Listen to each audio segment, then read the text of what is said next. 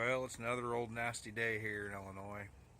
So I think we're going to go inside and screw around with some wine and Hey, thanks for stopping in. Well, today's going to be a little different. Got a slightly larger batch to do, so it's going to take a little prep work. Let's see if we can get this done without making a mess. well, I pulled out 8 things of concentrated apple juice and some blackberries I got from my mom's house. Well, we're going to do a 4 to 5 gallon batch of an apple cranberry today. It's going to take that entire bag of sugar, so I'm going to make a simple syrup. I'm going to use that entire bag of sugar and a gallon of water. Add a little bit of heat to it just to make my. Well, I just added 4 pounds of sugar to a half gallon of water. I'm running it at about 200 degrees just to warm it up, so it helps me stir it and melt it in. I started rehydrating some raisins a little while ago. I basically just did it to see if there was any oil on them, which these are just plain raisins. Now that I got the simple syrup or the sugar water already, I'm going to empty out all of my apple juice into this container. I've got 8 of these. So this recipe is going to take 8 apple juices, 4 pounds of sugar, 4 of the 64 ounce 100% cranberry juice, water, and then I'm going to use an entire packet of this Lalvin 71B.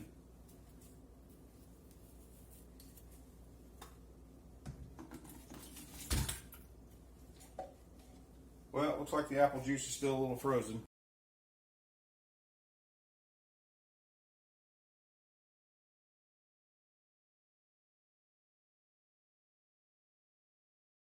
So I just dumped 8 containers of frozen apple concentrate. And it's still a little frozen, so I'm going to set it off to the side and let it thaw while I do some other stuff. So while the apple juice is thawing, I want to finish mixing this up. I'm going to add in all 4 of these containers of cranberry juice.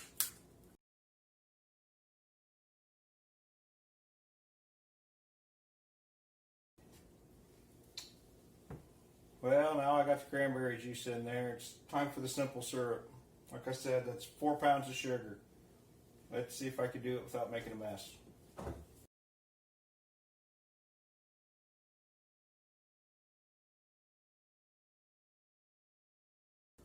Alright, now that we got the cranberry juice and simple syrup in there, it's time to add the apple juice. It's almost melted, but it should work.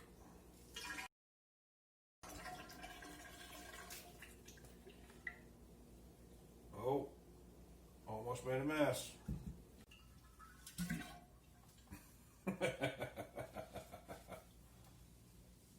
Gotta love it.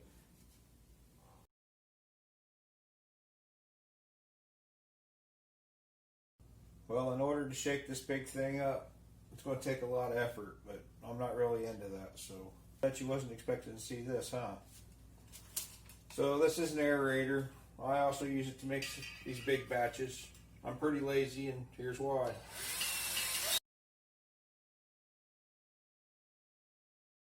It'd take a lot of effort to do that.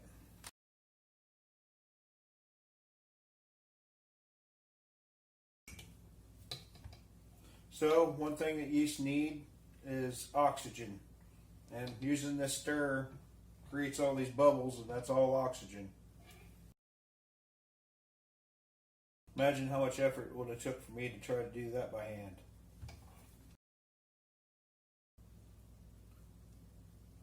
I just introduced a bunch of oxygen. Yeast need that to survive. Imagine how much effort that would have took. Now I want to fill this up the rest of the way.